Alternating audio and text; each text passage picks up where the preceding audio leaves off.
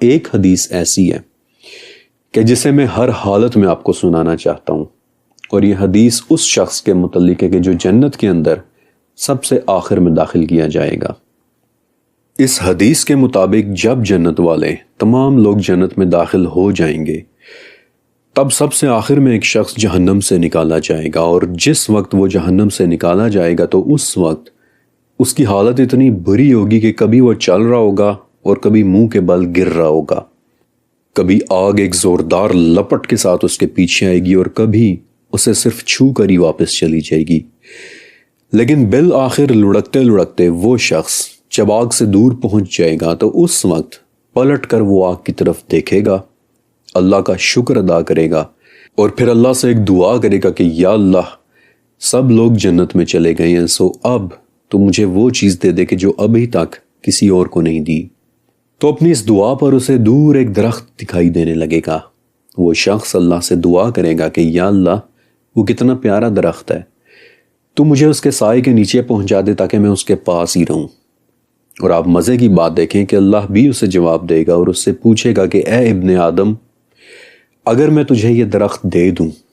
تو کیا تم مجھ سے کچھ اور بھی مانگے گا؟ وہ شخص کہے گا کہ نہیں یا اللہ، مجھے بس یہ درخت دے دے اور اس کے بعد میں پھر کچھ بھی نہیں مانگوں گا۔ اللہ تعالیٰ اس پر اس سے وعدہ بھی لے گا کہ اچھا تو پھر تو مجھ سے وعدہ کر، اور یوں اس شخص کو اس درخت کے نیچے پہنچا دیا جائے گا۔ لیکن وہاں پہنچ کر ایک عجیب معاملہ ہوگا کہ اسے ایک نیا درخت بھی نظر آنے لگ جائے گا کہ جو پہلے والے درخت سے زیادہ خوبصورت ہوگا۔ تو اس پر وہ شخص اپنا وعدہ بھول کر ایک بار پھر سے اللہ سے ریکویسٹ کرے گا کہ یا اللہ، اب مجھے اس کے بجائے وہ والا درخت دے دے۔ اللہ تعالیٰ اسے اس کا وعدہ یاد دلائے گا کہ تو نے مجھ سے وعدہ کیا تھا ابن آدم کہ تو کچھ اور نہیں مانگے گا۔ لیکن پھر اللہ اس شخص کی یہ دعا بھی قبول کر لے گا کیونکہ وہ جانتا ہے کہ یہ اس وقت ایک ایسی چیز کو دیکھ رہا ہے کہ جس پر اسے صبر ہو ہی نہیں سکتا۔ لہٰذا اللہ اس کی دعا قبول کرتے ہوئے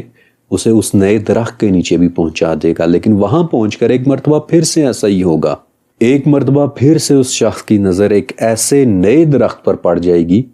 کہ جو پہلے دونوں درختوں سے زیادہ خوبصورت ہونا ہے، اور ایک مرتبہ پھر سے اس کی برداشت جواب دے جائے گی اور وہ دعا کرے گا کہ یا اللہ، ایک آخری دعا ہے، مجھے اس نئے درخت کے نیچے پہنچا دے اور پھر اس کے بعد میں کچھ بھی نہیں مانگوں گا۔ اللہ تعالیٰ ایک مرتبہ پھر سے اسے اپنا وعدہ یاد دلائے گا، لیکن پھر اس کی دعا قبول بھی کر لے گا کیونکہ وہ جانتا ہے کہ یہ ایک ایسی چیز کو دیکھ رہا ہے کہ جس پر صبر کر پانا اس کے لیے ممکن ہی نہیں ہے۔ اور تب اللہ اسے اس تیسرے اور سب سے خوبصورت درخت کے نیچے پہنچا دے گا۔ لیکن یہاں پر پہنچ کر ایک مرتبہ پھر سے ایک عجیب واقعہ رونما ہوگا۔ تیسرے اور سب سے خوبصورت درخت کے نیچے پہنچ کر اب اس شخص کو جنتیوں کے باتیں کرنے کی آواز سنائی دینے لگے گی، کیونکہ یہ تیسرا والا درخت جنت کے بالکل قریب موجود ہوگا۔ اور ایک مرتبہ پھر سے وہ شخص اپنا وعدہ بھول کر دعا کرے گا کہ یا اللہ، اب یہاں تک پہنچا دیا تو پھر اب جنت میں ہی داخل فرما دے۔ اس پر اللہ تعالیٰ پوچھے گا کہ اے آدم کے بیٹے، آخر وہ کیا چیز ہے کہ جو تجھے راضی کر دے گی؟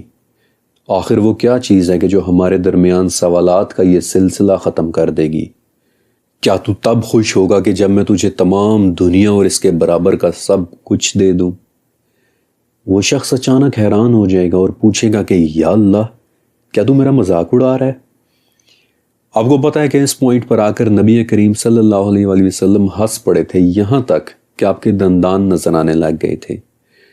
اور آپ نے بتایا تھا کہ میں اس لیے ہنس رہا ہوں کیونکہ جب اس شخص نے یہ کہنا ہے کہ یا اللہ، کیا تو میرا مذاق اڑا رہا ہے،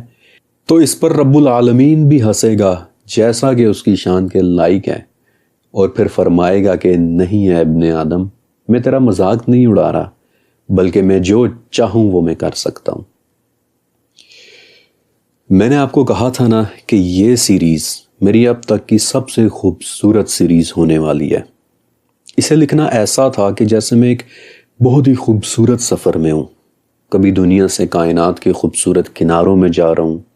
کبھی جنت کی دیواروں کو دیکھ رہا ہوں، اور کبھی یاقوت اور زمرد سے چمکتی دنیاؤں کے نظاروں میں گم ہوں۔ ان ویڈیوز میں جو بھی کانسیپٹ آرٹ آپ دیکھ رہے ہیں وہ میں بڑی محنت سے بناتا ہوں، ڈیزائن کرتا ہوں، لیکن سچ کہوں تو جو میں خود دیکھ رہا ہوتا ہوں اسے چاہ کر بھی میں آپ کو کبھی دکھا نہیں سکتا۔ بس یوں سمجھ لیں کہ مجھے لگتا ہے کہ یہ والی سیریز فرقان قریشی بلاگ سے ریسرچ کی زبان میں ہونے والی ایک انتہائی خوبصورت شاعری کا نام ہے۔ لیکن اب یہاں سے آگے بڑھتے ہیں اور دیکھتے ہیں کہ درختوں کی اہمیت اسلامک اکاؤنٹس میں اتنی زیادہ کیوں ہے۔